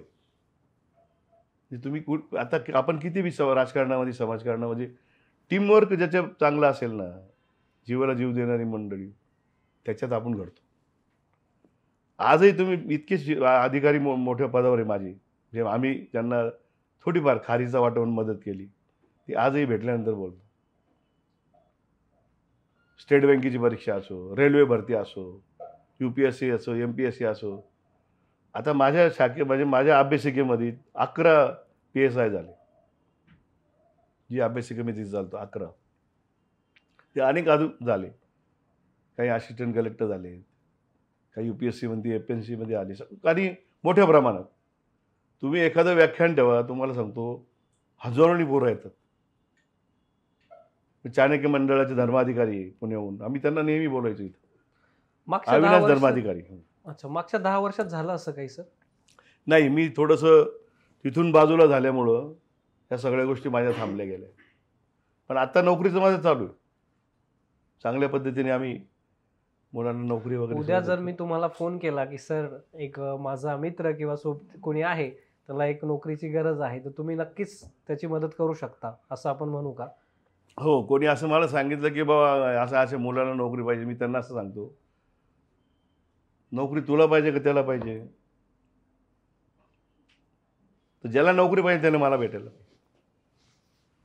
मग आम्ही सांगतो तुझा कुठला जॉब आहे, तुझं ITI झालेलं आहे का? मग ठीक आहे, महिंद्रामध्ये भरती, चला ITI मध्ये जायचं. आज माझ्याकडं महिंद्रामध्ये चाकणला परमनंट मुलं पाहिजे. आम्ही रोज शोधतोय, आमचे सगळे सहकारी शोधतोय. तुझं ITI झालं आहे का? तू फ्रेश आहे का? तू इंजिनियर आहे का? मग ते आपलं काम आहे. त्यावेळेस तो जिथं नोकरी लागतो ना, ते घर आयुष्यभर आपल्याला विसरत नाही, कधीच विसरत नाही. कारण आम्ही नोकरी लावायचे पैसे कधी घेत नाही. कारण त्या सगळ्या गोष्टीतून आम्ही गेलेलो आहे. मी लोकांकडे काम केलेलं आहे, मी ती गरिबी बघितली आहे. त्याची जाणीव असल्यामुळं त्या सगळ्या गोष्टी होतात, अशा नाही होत. मला पुढारी जे भाषणं करतात ना, ते नाटके असतात, ते मला नाही आवडत आयुष्यात. आणि म्हणून आमचं नॅचरल काम आहे. आम्ही जे मुंबई नाक्यावर बसलेलो आहे ना, त्याची सगळी पुण्य आहे. भाऊ, मला तर वाटतं या गोष्टीची बॅनरबाजी व्हावी, कारण कोणीच असा बोर्ड लावणार नाही, नोकरी पाहिजे असेल तर आम्हाला फोन करा, हा आमचा नंबर. उलट अशा प्रकारे म्हणजे तुम्ही जे काम केलंय ना, या सगळ्या गोष्टी लोकांपर्यंत येणं फारच गरजेचं आहे. तुम्ही म्हटलात की तुम्ही गरीब परिस्थितीतनं आला किंवा गरिबी तुम्ही अनुभवली, तर सर एकंदरीत तुमचं कुटुंबामध्ये कोण कोण लोक आहेत, आधी होतं, म्हणजे काय गरिबी तुम्ही कुठे अनुभवली? नाही, तसं मी शेतकरी कुटुंबातून आलो. ओके. मी काही काळानंतर शेती केल्यानंतर आई दुसरीकडे कामाला गेली, तिथं तिने काम केलं, शेती केली. त्याच्यानंतर मी दुसरीकडे काम केलं. मग मी सायकल रायडिंग करायचो खेळामध्ये. सायकल स्पर्धक म्हणून मी शहरामध्ये पुढं आलो. मुंबई पुण्यानंतर मग सायकलिंगचा क्लब काढला आम्ही नाशिकमध्ये. आमचे 250 सगळे मेंबर होते, काही मुली होत्या, मुलं होते. आम्ही सगळ्या सायकल जिथं जिथं सायकल स्पर्धा असायची त्या ठिकाणी आम्ही क्लबच्या वतीने सगळं मुलं पाठवत असतो. महाराष्ट्रामध्ये आपले टॉपचे मुलं म्हणजे मुंबई पुणे सायकल रेस, तिथं आपल्या मुलांनी फर्स्ट नंबर मारलेला आहे, 2 नंबर, 3रा मारलेला आहे. तुमचं वय काय होतं त्या दरम्यान, कधीची गोष्ट असेल ती? मला असं वाटतं ते 30 वय असेल माझं, 25, 26, 27 आणि वय. तेव्हा म्हणजे तुम्ही शेतीच करत होते? नाही, मी त्यावेळेस शेती नव्हती करत. अच्छा. त्यावेळेस काही म्हशीचा धंदा होता, मग सायकलिंगचं हे करायचं. त्याच्यानंतर मी सायकल स्पर्धक म्हणून पुढे आल्यानंतर मग मी सायकल व्यवसाय चालू केला. स्वतः सायकलिंगचं हे काम करायचो. माझं सायकल दुकान होतं, भावाचं मोटरसायकलचं गॅरेज होतं. त्याच्यातून हा प्रवास थोडं पुढं आला. पंचरवाला ते आमदार, म्हणजे याच्यामुळे म्हटलं जातं का? हो, आणि मग नॅचरल आहे ना, मी चांगल्या चांगल्यांचं पंचर काढले. ठीक आहे, हरकत नाही सर. सर मी काही दिवसापूर्वी तुमची एक पोस्ट बघितली होती. त्यामध्ये तुम्ही लिहिलं होतं की मागच्या 6 महिन्यामध्ये जे आपलं महाराष्ट्र शासन आहे, महाराष्ट्र सरकारने 54,000 कोटी रुपयाचं कर्ज काढलेलं आहे. तर हे सगळं कर्ज हे लाडकी बहीण योजना म्हणा किंवा वेगवेगळ्या योजना ज्या काढत आहेत सरकार, ते यासाठी वापरलं जातं किंवा लाडकी बहीण हा एक निवडणुकीचा जुमला असू शकतो का निवडणुकीच्या पार्श्वभूमीवर? काय वाटतं तुम्हाला?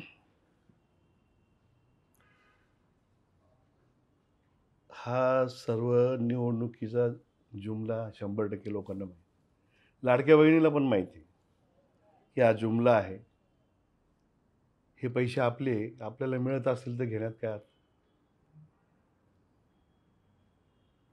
या महाराष्ट्राचे मुख्यमंत्री किंवा उपमुख्यमंत्री असतील, यांनी स्वतःचे सातबारा विकून पैसे नाही आणले. साधी गोष्ट आहे. या महाराष्ट्राच्या करातून हा पैसा उभा राहतो. तो तुम्ही लाडक्या बहिणीसाठी वापरलेला. तो तुम्ही पूर्ण करणार आहात का? तुम्हाला आता 3,000 कोटीचं कर्ज पाहिजे. या शहरामध्ये, या महाराष्ट्रामध्ये ज्या संस्था आहेत, कामगारांचे ज्या युनियन्स आहेत, ते टॉपच्या ऑफिसरच्या, त्यांनी आज सांगितलं आहे की त्यांनी त्यांच्याशी ऑर्डर केली की आम्हाला पुढचे 2 महिने पगार होणार आहे का नाही? हे सगळे वर्तमानपत्र छापून आलंय, संपूर्ण टीव्हीवर दाखवत आहे, बातम्यामध्ये दाखवत आहे. तुम्ही लाडकी बहीण योजना राबवताय. ठीक आहे, तुम्ही निवडणुकीपुरती राबवताय का मग? तुम्ही त्यांना काय देणार आहात? 1,500 रुपये.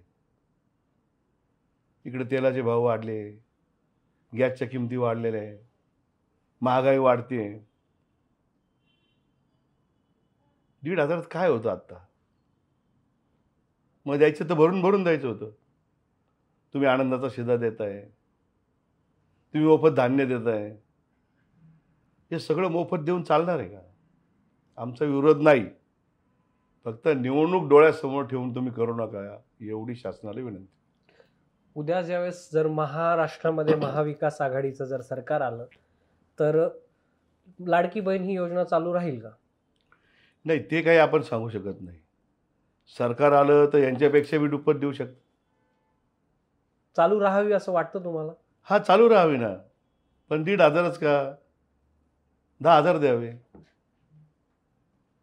नाईस. अजून एक मुद्दा आहे सर, जसं की आपल्या लाडक्या बहिणी यांच्याबद्दल खूपच आता सध्या कन्सर्न आहेत आपले मुख्यमंत्री म्हणा, उपमुख्यमंत्री किंवा सरकार. आता नुकतंच आपले महाराष्ट्राचे मुख्यमंत्री माननीय एकनाथजी शिंदे, त्यासोबतच उपमुख्यमंत्री देवेंद्रजी फडणवीस मुंबई नाक्यावरती सावित्रीबाई फुले आणि महात्मा ज्योतिबा फुले यांच्या पुतळ्याचं अनावरण करण्यात आलं. त्यावेळेस तुम्हाला आमंत्रित करण्यात आलं होतं का? कारण मुंबई नाकाची स्थापना म्हणजे वसंत गीतेंचं नाव समोर येतं. तुम्हाला तिथे बोलवण्यात आलं होतं का? काय झालंय, महात्मा फुले आणि सावित्रीबाई फुले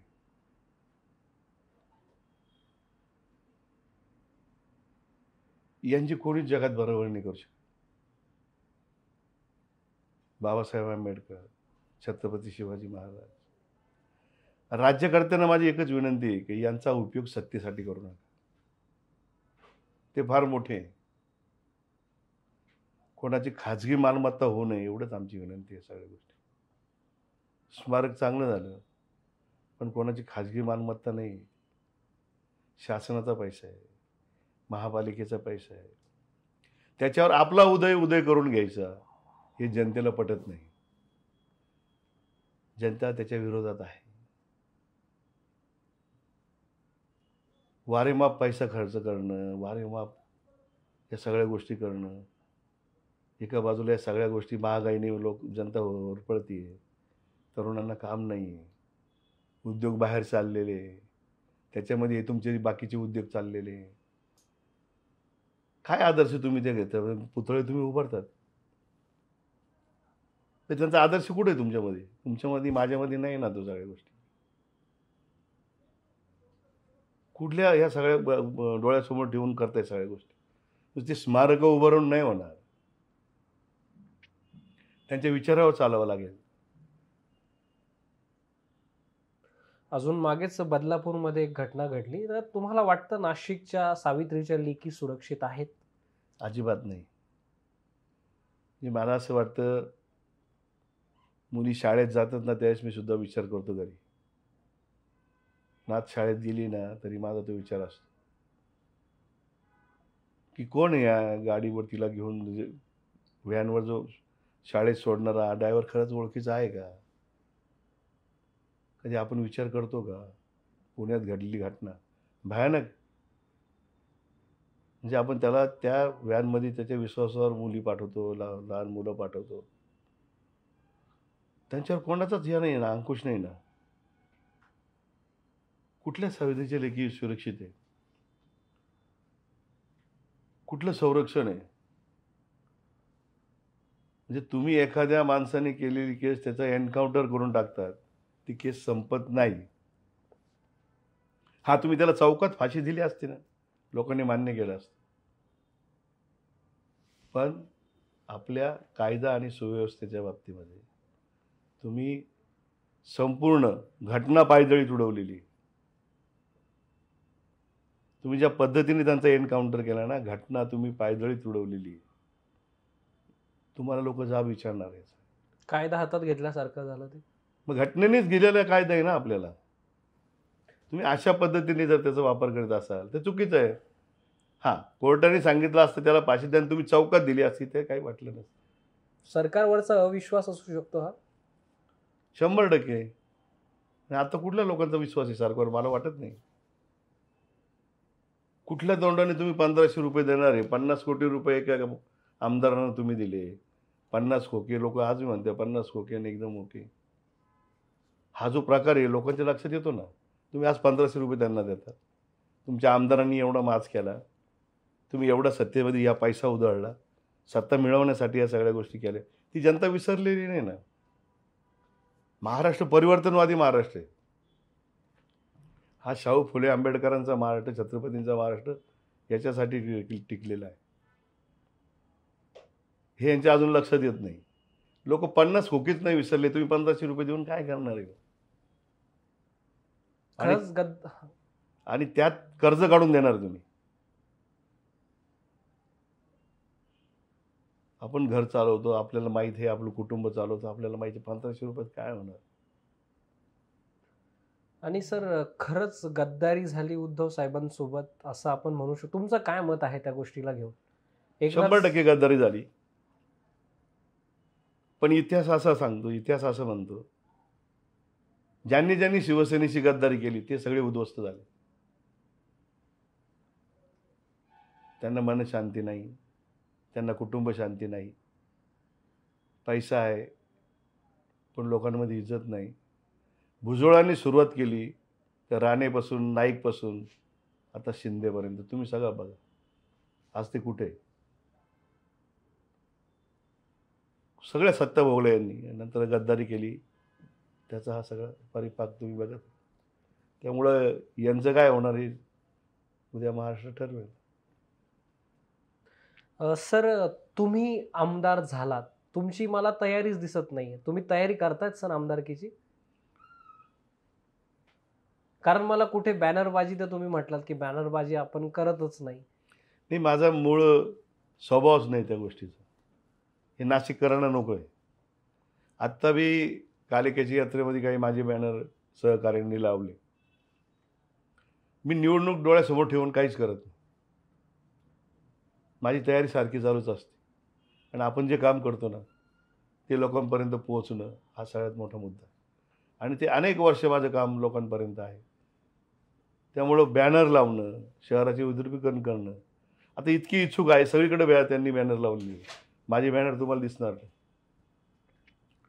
घराघरामध्ये लोक जर वसंतगीतेनं ओळखीत असतील तर बॅनरचं काय आवश्यक? नाशिकला घेऊन असं काय विजन तयार केलंय? तुमच्या डोक्यात काही विजन आहे का सर?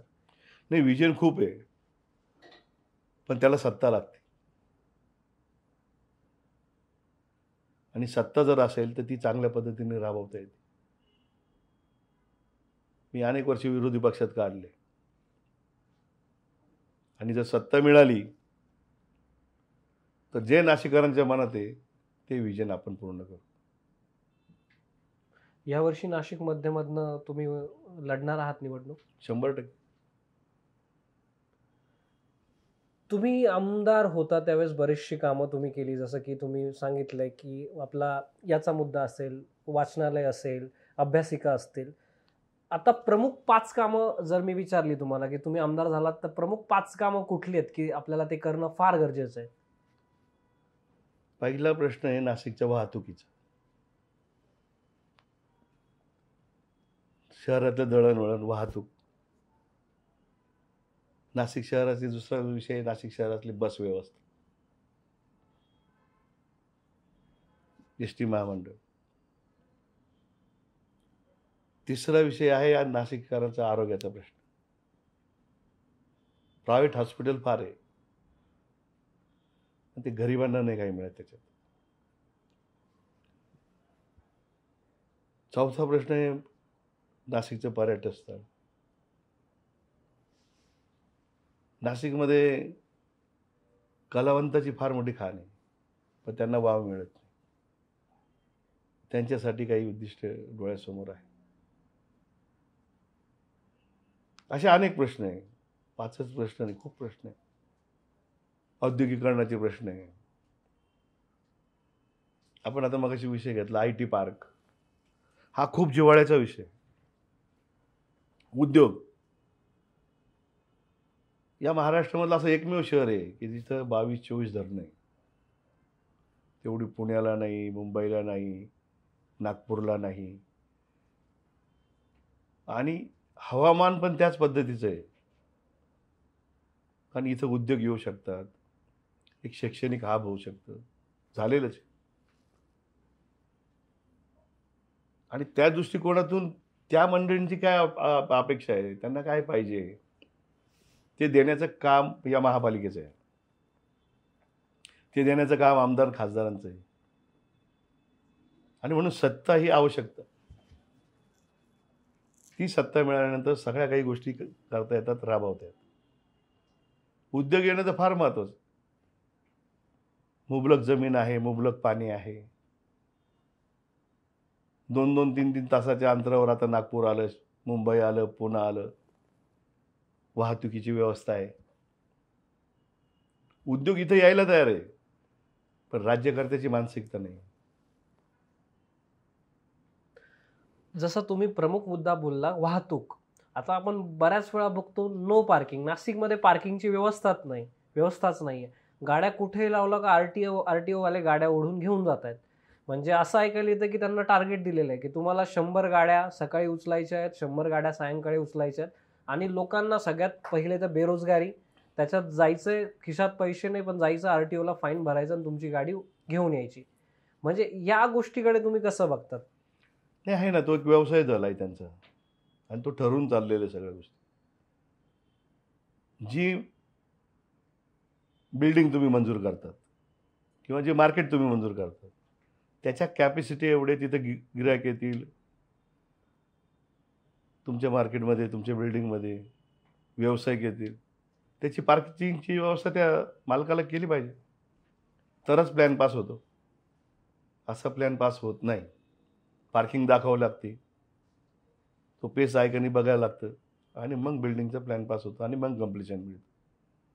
तो सगळा मोठा जो भ्रष्टाचार आहे तो नाशिक महानगरपालिकेत. आणि त्याला कारणीभूत आपल्या नाशिक शहरात बिल्डर्स आहेत. फक्त पैसा कमवून हा जर व्यवसाय करत त्यांचा असेल तर ते कुठेतरी थांबवलं पाहिजे ना. सर, पुढचा मुद्दा आपण की आता सध्या आपल्या मराठी भाषेला अभिजात भाषेचा दर्जा मिळाला. तुमच्याबद्दल असं ऐकायला येतं की मराठी भाषेचा तुम्ही एवढा अट्टहास केला होता की तुम्हाला एक निलंबनाला सामोरं जावं लागलं होतं. तुम्ही जेव्हा विधानसभेत काम करत होता तेव्हा, त्याबद्दल सांगा. नाही, मराठी भाषेला अभिजात जे दर्जा मिळाला आहे तर आपण खरं तर त्यांचे आभार मानले पाहिजे, त्यांचं कौतुक केलं पाहिजे. ही मायबोली आपली आहे. पण किती उशीर झाला, किती आंदोलनं.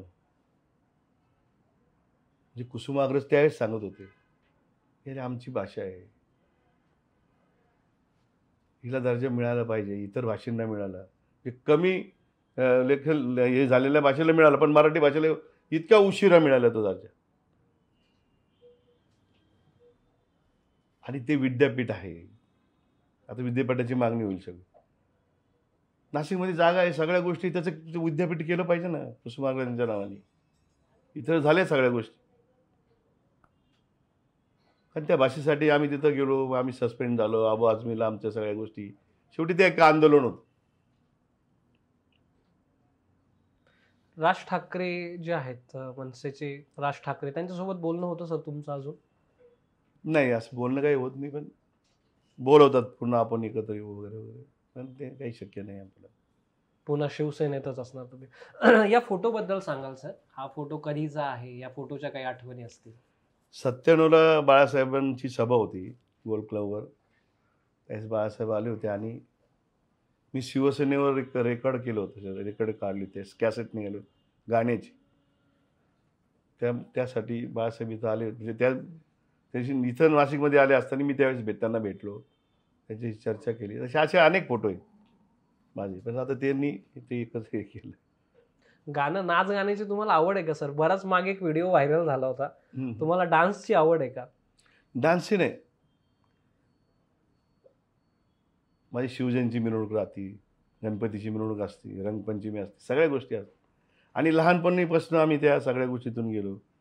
परंतु डान्स वगैरे नाही म्हणता येईल, मला नाचायची आवड आहे. नाचण्याची आवड आहे. आणि ती चांगल्या पद्धतीने. अरे वा, nice. परंतु राजकारणामध्ये या सगळ्या गोष्टी आता ती चौकट बसली. कोणी काय व्हिडिओ काढतं, कोणी काय काढतं. म्हणजे तुम्हाला आता ते सगळं वाद्य मिळत नाही तिथं, जे आपल्याकडे वाजंत्री होती पूर्वी. तुम्ही स्वतः वाजवायचे? नाही, लग्न कार्यात. अच्छा. तर त्याच्यामध्ये आहे ना, हे चाळे असायचे, नाचायचा एक भाग असतो. ते वाजल्यानंतर त्या पद्धतीने नाचलं पाहिजे. त्याच्यामध्ये आम्ही पूर्वी एकदम टॉपलो होतो. लग्नात नाचणं, वरातीत नाचणं. तेव्हा आवडतं गाणं कोणतं तुमचं? कुठलं गाणं आवडायचं तेव्हा वाजवायचं? असं काही सांगू शकत नव्हतं का हेच गाणं आवडतं असं. तुमचं एखादं गाणं असेल, तुम्हाला आठवत असेल की हे गाणं मला आवडतं, असं कुठलं गाणं सांगाल तुम्ही? तशी तर काय आवड नाही गाण्याची आपल्याला. आता फोन वगैरे जास्त बघतच नाही का तुम्ही? मी व्हॉट्सअप वापरत नाही. काय कारण? नाही, काय तो म्हणजे तुमच्या भाषेत आणखीन वेगळं आहे, पण माझ्या म्हणजे मला असं स्वतःला वाटतं तो एक रोग आहे. तुम्ही जर आता तुम्ही तरुण आहात, तुम्ही सगळ्या गोष्टी मंडळी हे सगळे तरुण, आपण बसमध्ये जरी बसलो तर आपल्या शेजारचा, आपल्याबरोबरचा माणूस आपल्याशी बोलू शकतो, पण त्याच्या आजूबाजूचे सारखे ते असं करत राहते वेड्यावानी, काहीतरी चाललं असतं त्यांचं. तुम्ही विमानात बघा, तुम्ही रेल्वे स्टेशनवर बघा, तुम्ही मंत्रालयात जा, कुठं पण जा, किती चांगलं. तुम्ही आता अंत्ययात्रेला गेलो तरी तो मोबाईलच बघत असतो तिथं. किती वेळ आहे, किती वेळ असावं. आपण जर असं कधी परदेशात गेलो दिसतं का असं आपल्याला? नाही दिसत. परदेशात कुठे कुठे गेलात तुम्ही? मी सिंगापूरला गेलो होतो, मलेशियाला गेलो होतो. नंतर मग पासपोर्ट रद्द झाला. काय कारण सर? आंदोलन. अजूनही रद्द आहे? अजूनही रद्द आहे. शिवसेनेचे आंदोलन, मनसेचे आंदोलन. मनसेचे काहीतरी 43 का 48 केसेस होते. शिवसेनेचे केसेस अजून चालू आहे.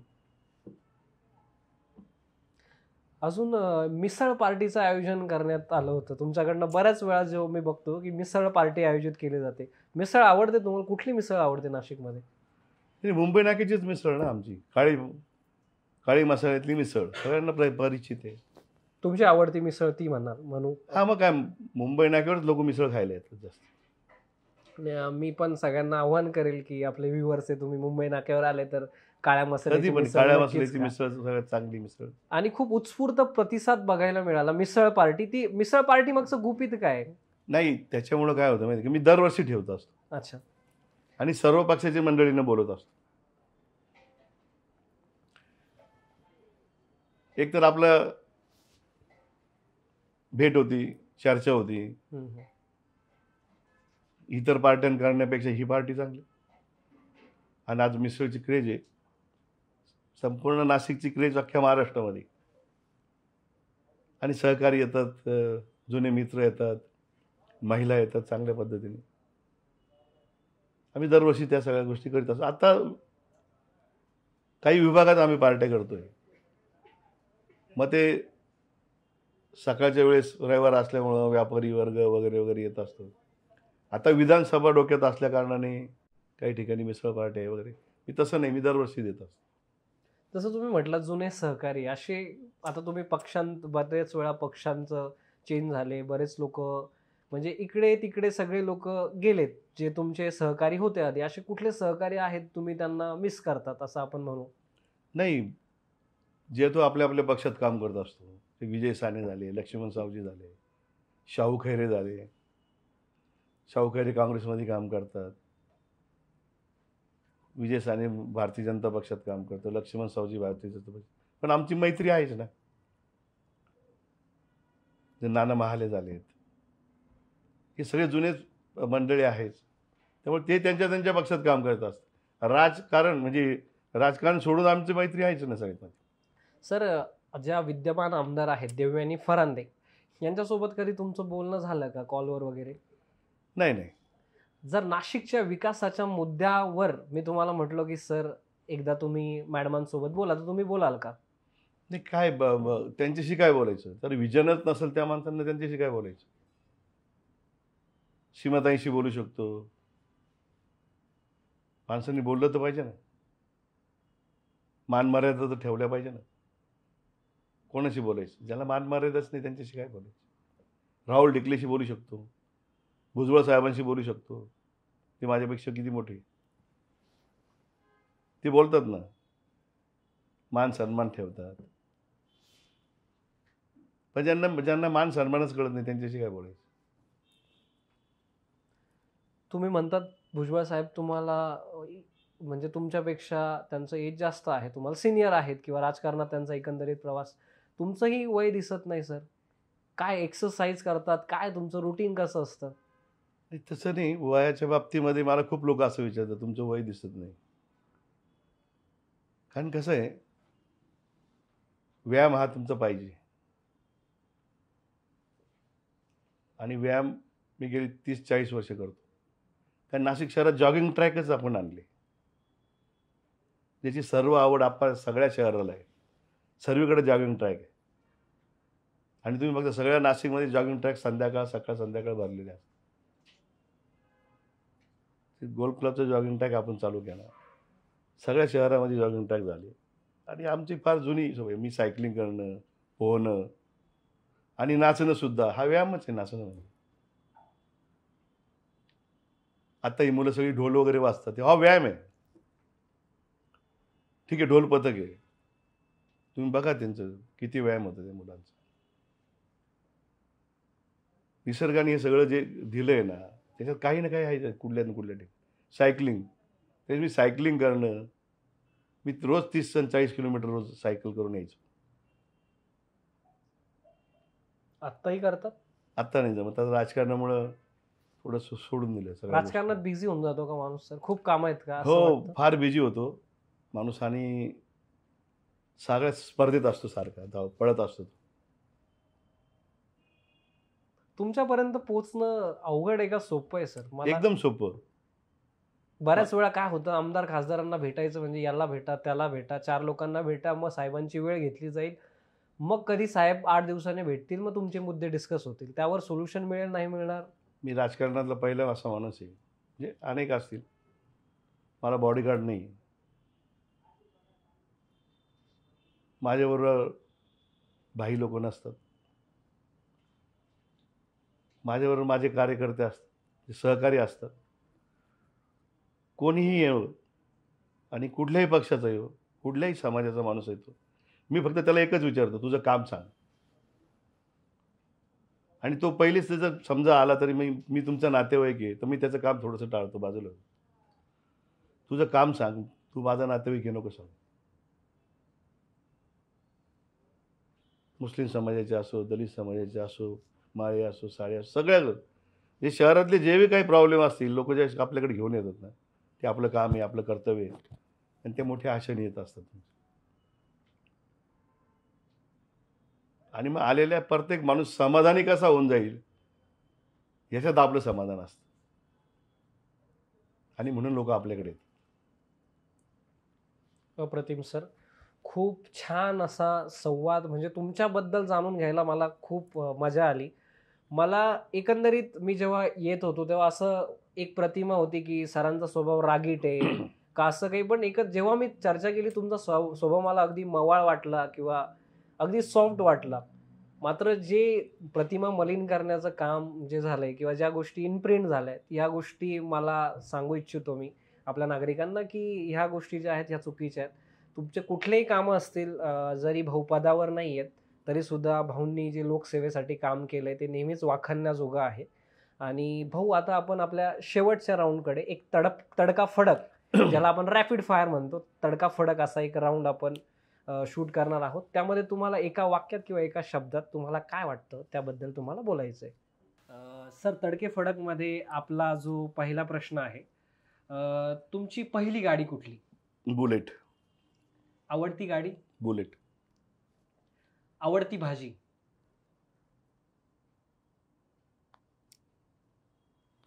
मेथीची. आवडती अभिनेत्री? आवडती अभिनेत्री. रेखा. आवडता राजकारणी? बाळासाहेब ठाकरे. न आवडता राजकारणी? ते नाही सांगू शकत. कुठल्या गाण्यावर तुम्हाला गायला आवडेल? असं आवडतं गाणं, याबद्दल आपण चर्चा केलीच, काही आठवतंय, सांगू शकाल? नेहमी मुकेशची गाणी नेहमी ऐकत असतो. मुकेश आज- माझे फेवरेट. आज जर तुम्ही राजकारणात नसतात तर काय असतात, काय केलं असतं? मी एक चांगला व्यावसायिक झालो असतो. माझा व्यवसाय फार मोठा होता, परंतु राजकारणामुळे तो बाजूला झाला. आता मी सर काही लोकांची नावं घेतोय, तुम्हाला यांच्याबद्दल काय वाटतं हे तुम्हाला सांगायचं आहे. एका शब्दात किंवा एका वाक्यात हे सांगू शकता. हिंदू हृदय सम्राट बाळासाहेब ठाकरे. बाप माणूस. 85 वर्षाचा तरुण योद्धा माननीय शरदचंद्रजी पवार साहेब. आदर्श घेणारा नेता, तरुणांनी आदर्श घेणारा नेता. महाराष्ट्राचे उपमुख्यमंत्री देवेंद्र फडणवीस. न बोललेलं बरं. नाशिक मध्यच्या विद्यमान आमदार देवयानी फरांदे. चर्चाच नको. तुम्ही बोलला तर जरा बरं होईल सर. महाराष्ट्राचे माजी मुख्यमंत्री उद्धवजी ठाकरे. तरुणांनी दखल घ्यावा असा नेता, राजकारणामध्ये आदर्श असलेला असा नेता. आणि सध्याचे मुख्यमंत्री एकनाथजी शिंदे साहेब. त्यांची तुलना आता खोक्यात होती.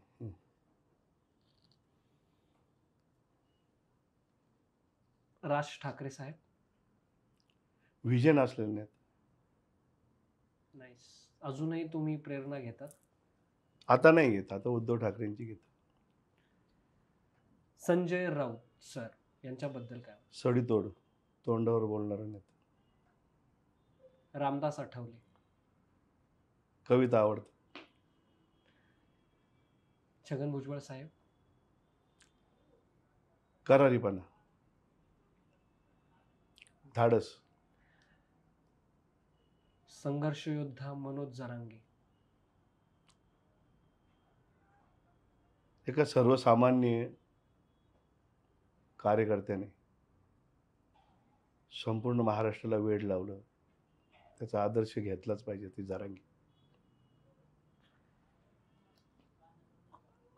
आता लोकसभेवर गेलेले खासदार राजाभाऊ वाजे. तळागाळातला नेता म्हणून त्याची गणना पुढे होईल. गुणरत्न सदावर. एक भंपक माणूस, भंपक माणूस. हुकुमचंद बागमार मामा. ज्यांनी सहकारामध्ये मला घडवलं, असे हुकुमचंद बागमार. निर्भय महाराष्ट्र पार्टीचे जितेंद्र भावे.